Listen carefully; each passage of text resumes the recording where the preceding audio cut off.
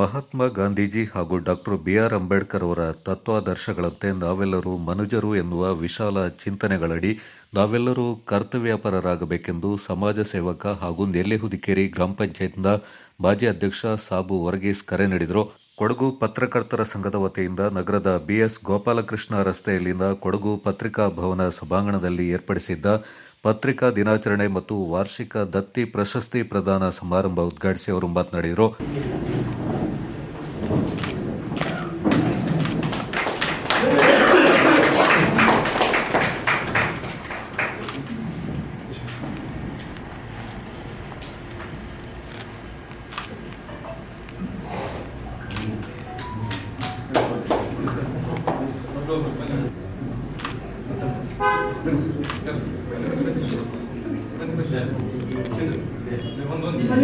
Mögling ಅವರ ಬಗ್ಗೆ ಈಗಾಗಲೇ ಅನಿಲ್ HT ಅವರು ಸವಿವರವಾಗಿ ಅವರ ವಿಚಾರಗಳನ್ನು ನಮ್ಮ ಮುಂದೆ ಇಟ್ಟಿದ್ದಾರೆ.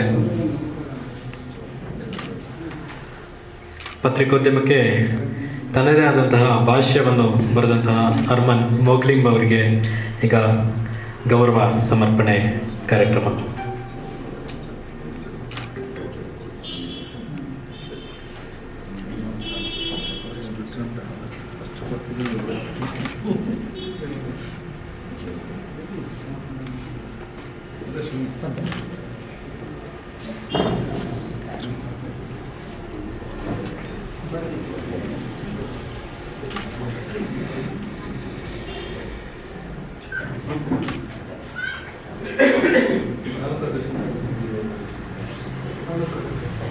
ಹಾಗೆ ನಮ್ಮೊಂದಿಗೆ ತಾಲೂಕು ಅಧ್ಯಕ್ಷರು ಇದ್ದಾರೆ, ವಿರಾಜಪೇಟೆ ತಾಲೂಕು ಅಧ್ಯಕ್ಷರಾದಂತಹ ದಿನೇಶ್ ಸರ್ ಇದ್ದಾರೆ. ಹಾಗೆ ಅಲ್ಲಿ ಮೂಟೆ ತೆಗೆದುಬಿಟ್ಟು ಹುಡುಕ್ತಾ ಇದ್ರು, ಅವರದೊಂದು ಡಾಕ್ಯುಮೆಂಟ್ಸ್ಗಾಗಿ ಮೂಟೆ ತೆಗೆದು ಹುಡುಕ್ತಾ ಇದ್ರು, ಸಿಗಲಿಲ್ಲ ಅವರು. ಅದು ನನಗೆ ತುಂಬ ಬೇಸರ ಆಯಿತು. ಒಂದು ಗ್ರಾಮಸ್ಥರ ದೇವಾಲಯ ಅಂತ ಹೇಳಿದ್ರೆ ಪಂಚಾಯಿತಿ, ಅದು ಹೇಗಿರಬೇಕು ಅಂತ ನಾನು ಗಾಂಧೀಜಿಯ ಒಂದು ಮಾತನ್ನು ನನಗೆ ನನ್ನ ಜ್ಞಾಪಕದಲ್ಲಿ ಉಂಟು. ಜಗತ್ತಿನಲ್ಲಿ ನೀನು ಬದಲಾವಣೆ ಆಗಬೇಕು ಅಂತ ಹೇಳಿದ್ರೆ, ಜಗತ್ತನ್ನು ಬದಲಾವಣೆ ಮಾಡಬೇಕು ಅಂತ ಹೇಳಿದ್ರೆ ಫಸ್ಟು ನೀನು ಬದಲಾವಣೆ ಆಗಬೇಕು. ನೀವು ನಮ್ಮ ಗ್ರಾಮ ಪಂಚಾಯಿತಿಯಲ್ಲಿ ಬಂದರೆ ಮೊದಲು ನಾನು ಗಾಂಧೀಜಿಯವರ ಈ ಒಂದು ಮಾತನ್ನು ಅಲ್ಲಿ ಒಂದು ಥ್ರೆಡ್, ಯಾವುದರಲ್ಲಿ ಬಟ್ಟೆಯಲ್ಲಿ ಒಂದು 20,000 ಸ್ಟಿಚ್ ಮಾಡಿಕೊಂಡು ಅವರನ್ನು ಬರೆದು ಇದೇ ಥರ ಒಂದು ಅದರಲ್ಲಿ ಕೆಳಗಡೆ ಬರೆದಿದ್ದೀನಿ, ಜಗತ್ತಿನಲ್ಲಿ ಬದಲಾವಣೆ ಆಗಬೇಕು ಅಂತ ಮೊದಲು ನೀನಾಗು ಅಂತ. ಆ ಬದಲಾವಣೆಯಿಂದ ನನ್ನ ಮನಸ್ಸಲ್ಲಿ ಬಂತು. ಅಲ್ಲಿಂದ 20 ಮೆಂಬರ್ ಇದ್ದರು. ಪಂಚಾಯಿತಿಯನ್ನು ನಾನು ಹಳೆ ಪಂಚಾಯಿತಿಯನ್ನು ಹೊಸ ಪಂಚಾಯಿತಿಯಾಗಿ ಮಾಡಿ 20ರಲ್ಲಿ ಫಸ್ಟು 15 ಮೆಂಬರು ನನ್ನ ಜೊತೆ ಇದ್ದರು, ಆಮೇಲೆ 10 ಮೆಂಬರ್ ಆಗಿತ್ತು, ಆಮೇಲೆ 8 ಮೆಂಬರ್ ಆಗಿತ್ತು ನನ್ನ ಜೊತೆ, ಆಮೇಲೆ 2 ಮೆಂಬರ್ ಆಗಿತ್ತು. ಎಲ್ಲರೂ ವಿರುದ್ಧದಲ್ಲಿ ಕರ್ನಾಟಕದಲ್ಲಿ ಒಳ್ಳೆ ಪಂಚಾಯಿತಿಯಾಗಿ ಗುರುತಿಸಿದ್ರು. ನನಗೆ ಆ ಒಂದು ಅಧ್ಯಕ್ಷ ಸ್ಥಾನದಲ್ಲಿ ಸಾಧ್ಯವಾಗೋದಕ್ಕೆ ನಾನು ಹೇಳ್ತಾ ಇರೋದು, ನಮ್ಮ ಗ್ರಾಮದ ನಮಗಾಗಿ ಓಟು ಮಾಡಿ ಗೆಲ್ಲಿಸಿದ ಅವರಿಗೆ ನಾನು ಅಭಿನಂದನೆ ಸಲ್ಲಿಸಬೇಕು. ಯಾಕೆಂದರೆ ನಮ್ಮ ಗ್ರಾಮವನ್ನು ಗುರುತಿಸಲಿಕ್ಕೆ ಒಂದು ಅವಸರ ಅವರನ್ನು ಕೊಟ್ಟಿದ್ದಾರಲ್ಲ ಅಂತ ಹೇಳಿ ಸಂತೋಷದಲ್ಲಿದ್ದೀನಿ.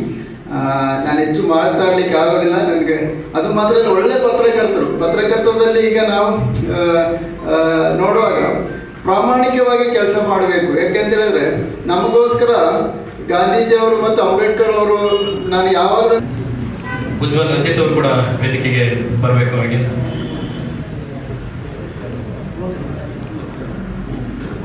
ಜ್ವರದ ಚಪ್ಪಾಳೆ ಮಾತು ಕಡಿಮೆ ಆಡಲು ಕೂಡ ಅವರ ಕೆಲಸದ ಮೂಲಕನೇ ಈ ವೇದಿಕೆಗೆ ಅತಿಥಿಗಳಾಗಿ ಆಗಮಿಸುತ್ತಾರೆ. ಅವರೆಲ್ಲರಿಗೂ ಕೂಡ ಕೊಡಗು ಪತ್ರಕರ್ತರ ಸಂಘದ ಇದ್ದಾರೆ, ಅಶ್ರಫ್ ಅವರಿದ್ದಾರೆ, ಖಲೀಲ್ ಇದ್ದಾರೆ, ವಿನೋದ್ ಮೊಡಗನ್ನೆ ಇದ್ದಾರೆ, ಮೋಹನ್ ರಾಜ್ ಇದ್ದಾರೆ. ಹಾಗೆ ಮುಬಾರಕ್ ಅಭಿನಂದನೆಗಳನ್ನ ಹೇಳ್ಕೊಂಡು ಬಂದಂತಹ ವಾಲಿಬಾಲ್ ತಂಡಕ್ಕೆ ಮತ್ತು ಎಲ್ಲರಿಗೂ ಗೌರವಿಸಿದಂತಹ ಕೊಡಗು ಪತ್ರಕರ್ತರ ಸಂಘದ ಅಧ್ಯಕ್ಷ ಅನಿಲ್ HT ಮಾತನಾಡಿ, ರೆವರೆಂಡ್ ಫಾದರ್ ಹರ್ಮನ್ ಮೊಗ್ಲಿಂಗ್ ಅವರು 1834 ಜುಲೈ 1 ಮಂಗಳೂರು ಸಮಾಚಾರ ಪತ್ರಿಕೆಯನ್ನು ಆರಂಭಿಸಿದ್ರು. ಈ ಹಿನ್ನೆಲೆಯಲ್ಲಿ ಈ ದಿನವನ್ನು ಪತ್ರಿಕಾ ದಿನವನ್ನಾಗಿ ಆಚರಣೆ ಮಾಡಲಾಗ್ತಾ ಇದೆ ಎಂದರು. ಒಳ್ಳೆಯದು ಕೆಟ್ಟದ್ದು ಅನಂತರ, ಆದರೆ ಸುದ್ದಿ ಇವತ್ತು ಎಲ್ರಿಗೂ ಬೇಕಾಗಿರುವಂಥದ್ದು. ಅಂತಹ ಸುದ್ದಿ ಮಾಧ್ಯಮವನ್ನು ಕನ್ನಡದಲ್ಲಿ ಪರಿಚಯಿಸಿದಂತಹ ದಿನವಾಗಿ ಜುಲೈ 1 ಆಚರಿಸ್ತಾ ಇದ್ದೇವೆ.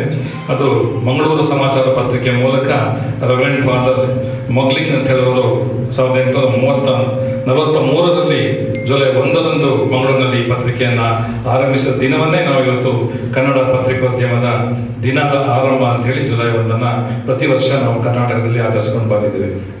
ಅವತ್ತು ಮಂಗಳೂರು ಸಮಾಚಾರದ ಮೂಲಕ ಆರಂಭವಾದಂಥ ಕನ್ನಡ ಪತ್ರಿಕೋದ್ಯಮದ ಇತಿಹಾಸ ಸುಮಾರು 183 ವರ್ಷಗಳ ಕಾಲ ಸುದೀರ್ಘ ಕಾಲ ಮಾಡಿಕೊಂಡು ಬಂದಿದೆ.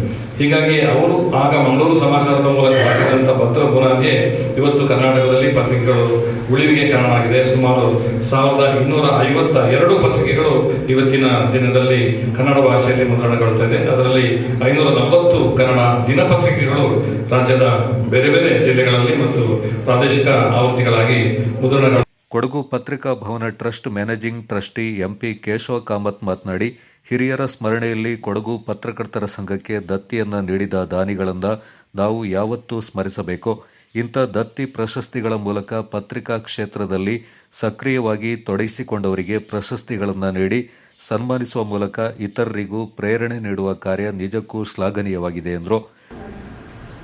ದತ್ತಿ ಸ್ಥಾಪನೆ ನಿಜಕ್ಕೂ ಯಾವುದೇ ಒಂದು ಸಂಸ್ಥೆಯಲ್ಲಿ ದತ್ತಿ ಸ್ಥಾಪನೆ ಆದಾಗ ನಾವು ಹಿಂದಿನವ್ರನ್ನ ನಮ್ಮ ಹಿರಿಯರು ದತ್ತಿಯನ್ನು ಸ್ಥಾಪನೆ ಮಾಡ್ತೇವೆ. ಆ ಸ್ಥಾಪನೆಯ ಪ್ರಯೋಜನ ಏನು ಅಂತ ಹೇಳಿದ್ರೆ, ಯಾರು ಸಾಧಕರಿದ್ದಾರೆ ಅವರನ್ನು ಗುರುತಿಸಿಬಿಟ್ಟು ಕಾರ್ಯಕ್ರಮವನ್ನು ನಡೆಸುವಂಥದ್ದು. ಯಾರು ಈ ಪತ್ರಕರ್ತರ ಸಂಘದಲ್ಲಿ ಸಾಧನೆ ಮಾಡಿದ್ದಾರೆ, ಪತ್ರಿಕಾ ವಲಯದಲ್ಲಿ 9 ದತ್ತಿಗಳಿವೆ. 9 ದತ್ತಿಗೂ ಕೂಡ ಬೇರೆ ಬೇರೆ ಕ್ಷೇತ್ರಗಳಿಗೆ ಸಂಬಂಧಪಟ್ಟಿದ್ದು. ಆ ಕ್ಷೇತ್ರದಲ್ಲಿ ಸಾಧನೆ ಮಾಡಿದವ್ರನ್ನ ಗುರುತಿಸಿ ಅವ್ರನ್ನ ಸನ್ಮಾನಿಸುವಂತಹ ಒಂದು ಕಾರ್ಯಕ್ರಮ. ಜೊತೆಗೆ ಅವರಿಗೆ ಮುಂದಿನ ದಿನಗಳಲ್ಲಿ ಇನ್ನಷ್ಟು ಹೆಚ್ಚು ಕೆಲಸ ಮಾಡಲಿಕ್ಕೆ ಅವಕಾಶ ಆಗಬೇಕು. ಆ ಪ್ರಶಸ್ತಿ ನೀಡೋದೇ ಮುಂದಿನ ದಿನಗಳಲ್ಲಿ ನೀವು ಹೆಚ್ಚು ಕೆಲಸ ಮಾಡಬೇಕು, ಜೊತೆಗೆ ನಿಮ್ಮಂತೆ ಹೊಸದಾಗಿ ಬರುವಂಥ ಪತ್ರಕರ್ತರನ್ನು ಕೂಡ ಬೆಳೆಸಲಿಕ್ಕೆ ಒಂದು ದಾರಿ ಆಗಬೇಕು ಅನ್ನೋದ್ರೆ ಈ ದತ್ತಿ ಸ್ಥಾಪನೆಯ ಉದ್ದೇಶ. ಜೊತೆಗೆ ಇನ್ನೊಂದು ಉದ್ದೇಶ ಏನು ಅಂತಂದರೆ, ನಮಗೆ ಕಾರ್ಯಕ್ರಮ ಮಾಡಲಿಕ್ಕೂ ಕೂಡ ಒಂದು ಅವಕಾಶ ಸಿಗುತ್ತೆ. ಜೊತೆಗೆ ಎಲ್ಲರನ್ನ ಒಂದು ಪರಿಚಯ ಮಾಡ್ಕೊಳ್ಳೋದು, ಹಾಗೆ ಎಲ್ಲರೂ ಸೇರುವಂಥದ್ದು, ದತ್ತಿದಾನಿಗಳೆಲ್ಲರೂ ಬರುವಂಥದ್ದು ಕೂಡ ಆಗ್ತದೆ ಅನ್ನೋ ನಿಟ್ಟಿನಲ್ಲಿ ದತ್ತಿಗೆ ಹೆಚ್ಚು ನಾವು ಪ್ರಶಸ್ತಿದಲ್ಲಿ ಇಲ್ಲಿ 9 ದತ್ತಿ ಇದೆ. ಈ ಮುಂದಿನ ದಿನಗಳಲ್ಲಿ ಇನ್ನಷ್ಟು ಹೆಚ್ಚು ದಾನಿಗಳು ದತ್ತಿ ಇಡುವಂತಾಗಲಿ, ಜೊತೆಗೆ ಹೆಚ್ಚು ಪತ್ರಕರ್ತರಿಗೆ ಪ್ರೋತ್ಸಾಹ ಸಿಕ್ಕಿ ಅವರು ಹೆಚ್ಚು ಹೆಚ್ಚು ಸಾಧನೆಗಳನ್ನು ಮಾಡುವಂತಾಗಲಿ ಅಂತ ಹಾರೈಸಿದರು. ಕೊಡಗು ಪತ್ರಕರ್ತರ ಸಂಘದ ಸ್ಥಾಪಕ ಅಧ್ಯಕ್ಷರಾದ ಎಸ್.ಎ. ಮುರಳೀಧರ್ ಮಾತನಾಡಿ, ಕ್ರಿಶ್ಚಿಯನ್ ಮಿಷನರಿಗಳ ಮೂಲಕ ಧರ್ಮ ಪ್ರಚಾರಕ್ಕೆ ಬಂದ ಹರ್ಮನ್ ಮೋಗ್ಲಿಂಗ್ ಅವರು ಕರ್ನಾಟಕದ ಮೊದಲ ಪತ್ರಿಕೆ ಮಂಗಳೂರು ಸಮಾಚಾರ ಪತ್ರಿಕೆಯನ್ನು ಆರಂಭಿಸಿದವರಾಗಿದ್ದು, ಅವರು ಹಾಗೂ ಕನ್ನಡಕ್ಕೆ ನಿಘಂಟನ್ನು ನೀಡಿದ ಕಿಟಲ್ ಅವರು ಕೊಡಗಿನಲ್ಲಿ ಕಾರ್ಯನಿರ್ವಹಿಸಿದ್ದನ್ನು ಸ್ಮರಿಸಿದರು. ಕೊಡಗಿನ ಪತ್ರಿಕಾ ಕ್ಷೇತ್ರದ ಭೀಷ್ಮರೆಂದೇ ಖ್ಯಾತರಾದ ಬಿ.ಎಸ್. ಗೋಪಾಲಕೃಷ್ಣ ಅವರು ಪತ್ರಿಕಾ ಕ್ಷೇತ್ರಕ್ಕೆ ನೀಡಿದ ಕೊಡುಗೆಗಳಿಂದ ಇಂದು ಜಿಲ್ಲೆಯಲ್ಲಿ ಮಾಧ್ಯಮ ಕ್ಷೇತ್ರ ಸಶಕ್ತವಾಗಿ ಬೆಳೆದು ನಿಲ್ಲುವಂತಾಗಿದೆ ಎಂದು ಮೆಚ್ಚುಗೆಯ ಮಾತುಗಳನ್ನಾಡಿದರು. ಅದಕ್ಕೊಬ್ರು ಕೇಳಿದ್ರೆ ವ್ಯಂಗ್ಯನ ಅಥವಾ ಹೊಗಳಿಕೆಯ ಸರ್ ಅಂತ ಲಂಕೆ ಸರ್, ನೀವು ವ್ಯಂಗ್ಯ ಅಲ್ಲ. ಈ ಕಂಡಕ್ಟರ್ ಆಗಿದ್ದವರು ಕೊಡಗು ಶಕ್ತಿ ದಿನಪತ್ರಿಕೆಯಲ್ಲಿ ವರದಿಗಾರರಾಗಿ ಕೂಡ, ಏಜೆಂಟರಾಗಿ ಕೂಡ ಕುಶಾಲನಗರ ಭಾಗದಲ್ಲಿ ಕೆಲಸ ಮಾಡಿ ಶಕ್ತಿ ದಿನಪತ್ರಿಕೆಯಿಂದ ತನ್ನನ್ನು ತಾನು ಗುರುತಿಸಿಕೊಂಡು TMC ಅಧ್ಯಕ್ಷರಾಗಿ ರಾಜ್ಯದ ಮುಖ್ಯಮಂತ್ರಿ ಆಗ್ತಾರೆ. ಅದು ಮಾಧ್ಯಮಕ್ಕಿರುವ ಒಂದು ಶಕ್ತಿ ಏನಂತಂದ್ರೆ, ಅದರಿಂದ ಅವರು ಮುಖ್ಯಮಂತ್ರಿ ಆಗಿದ್ರು ಅಂತ ನಾನು ಅದನ್ನು ಬಯಸ್ತೀನಿ. ಯಾಕಂದ್ರೆ ಒಬ್ಬ ಕಂಡಕ್ಟರ್ಗೆ ಸಾಧ್ಯ ಇಲ್ಲ, ಆದರೆ ಒಬ್ಬ ವರದಿಗಾರನ್ನ ಇಡೀ ಸಮಾಜ ಗೌರವ ಕೊಟ್ಟು ಗುರುತಿಸ್ತದೆ. ಆ ಮೂಲಕ ಶಕ್ತಿಯ ಒಬ್ಬ ವರದಿಗಾರ ಈ ರಾಜ್ಯದ ಮುಖ್ಯಮಂತ್ರಿಯಾಗಿ, ಏಕೈಕ ಮುಖ್ಯಮಂತ್ರಿ ಇನ್ನು ನಾವು ಕಾಣಕ್ಕೆ ಸಾಧ್ಯ ಇಲ್ಲ. ಕೊಡಗಿಗೆ ಮಂತ್ರಿನೇ ಕಾಣಕ್ಕೆ ಸಾಧ್ಯ ಇಲ್ಲ, ಕಾದ್ರೆ ಈ ಮುಖ್ಯಮಂತ್ರಿ ಆಗಲ್ಲ ಅಂತ ನಾನು ಅದು ಹೇಳ್ತೀನಿ. ಹಾಗೆ ಬೇರೆ ಬೇರೆ ಪತ್ರಿಕೆಗಳು ಕೂಡ ಕೊಡಗಲ್ಲಿ ತುಂಬಾ ಕೆಲಸ ಮಾಡಿದೆ. ನವಶಕ್ತಿ ಇರ್ಬೋದು, ಗಡಿನಾಡ ಸಂಚಾರಿ, ಪರಾಕ್ರಮ, ರವಿ, ಈ ಥರ ತುಂಬಾ ಪತ್ರಿಕೆಗಳು ಕೊಡಗಿನ ಪತ್ರಿಕೋದ್ಯಮದಲ್ಲಿ ತನ್ನ ಛಾಪನ್ನು ಮೂಡಿಸಿದೆ. 20ನೇ ಇಸ್ವಿಯಲ್ಲಿ 1905ನೇ ಇಸ್ವಿಯಲ್ಲಿ ಕೂಡ ಕೊಡಗಲ್ಲಿ ಪತ್ರಿಕೋದ್ಯಮ ಇತ್ತು. 883ರಲ್ಲಿ ಕೊಡಗು ಚಂದ್ರಿಕೆ ಕೂಡ ಶನಿವಾರ ಸಂತೆಯಿಂದ ಬಂದಿತ್ತು ಅಂತ ಹೇಳ್ತಾ, ಸಂಘದ ಕ್ಷೇಮಾಭಿವೃದ್ಧಿ ಸಂಘದ ಅಧ್ಯಕ್ಷರಾದ ಜಿ.ವಿ. ರವಿಕುಮಾರ್ ಅವರು ಮಾತನಾಡಿ, ಸಾರ್ವಜನಿಕರು ಪತ್ರಿಕೆಗಳಿಗೆ ನೀಡುವ ಗೌರವಕ್ಕೆ ತಕ್ಕಂತೆ ಪತ್ರಿಕಾ ಕ್ಷೇತ್ರದಲ್ಲಿ ತೊಡಗಿಸಿಕೊಂಡವರು ಅತ್ಯಂತ ಜವಾಬ್ದಾರಿಯುತವಾಗಿ ಸಮಾಜಮುಖಿಯಾಗಿ ಕಾರ್ಯನಿರ್ವಹಿಸುವುದು ಅತ್ಯಗತ್ಯವಾಗಿದೆ. ಸಮಾಜದ ಸ್ವಾಸ್ಥ್ಯ ಸಂರಕ್ಷಣೆ ಹಾಗೂ ನಮ್ಮನ್ನಾಳುವ ವ್ಯವಸ್ಥೆಯ ಲೋಪಗಳನ್ನು ತಿಳಿಸುವ ಮೂಲಕ ಆಡಳಿತ ವ್ಯವಸ್ಥೆ ಸರಿಯಾದ ಹಾದಿಯಲ್ಲಿ ಸಾಗುವಂತೆ ನೋಡಿಕೊಳ್ಳುವ ಮಹತ್ವದ ಜವಾಬ್ದಾರಿ ಪತ್ರಿಕೆಗಳದ್ದೆಂದು ಅಭಿಪ್ರಾಯಪಟ್ಟರು. ಮಿತ್ರರೇ, ಪತ್ರಕರ್ತರ ಬದುಕು ನಿಜವಾಗ್ಲೂ ಅತಂತ್ರ ಬದುಕು. ಎಲ್ಲಿಯೂ ಅವರಿಗೆ ಒಂದು ಆ ಬದುಕಿಗೆ ಒಂದು ಯಾವುದೇ ಒಂದು ಗ್ಯಾರಂಟಿ ಇರೋದಿಲ್ಲ.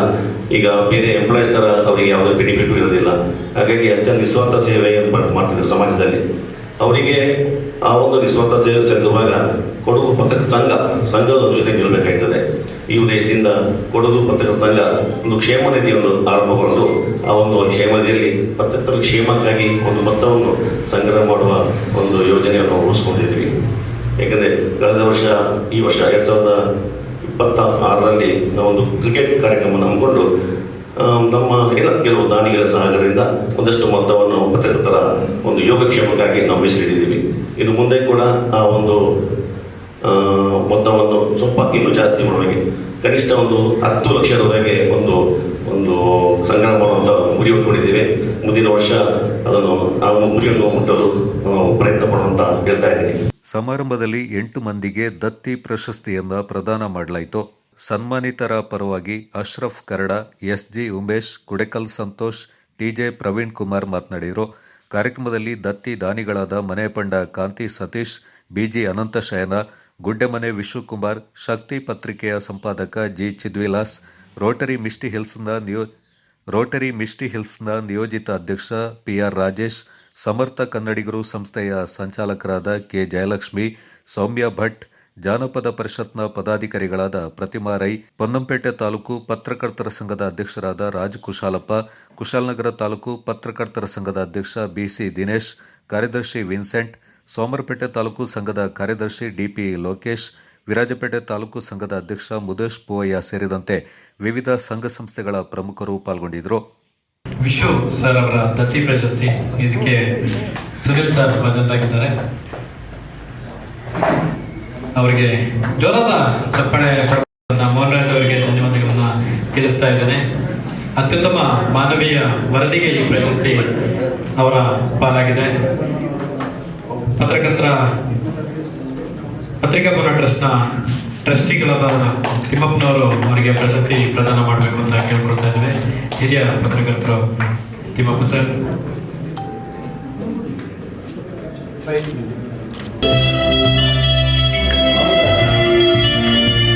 ಕೊಂಡು ಬಂದಂತಹ ವಾಲಿಬಾಲ್ ತಂಡಕ್ಕೆ ಮತ್ತು ಎಲ್ರಿಗೂ ಗೌರವಿಸಿದಂತಹ ಕೊಡಗು ಪತ್ರಕರ್ತ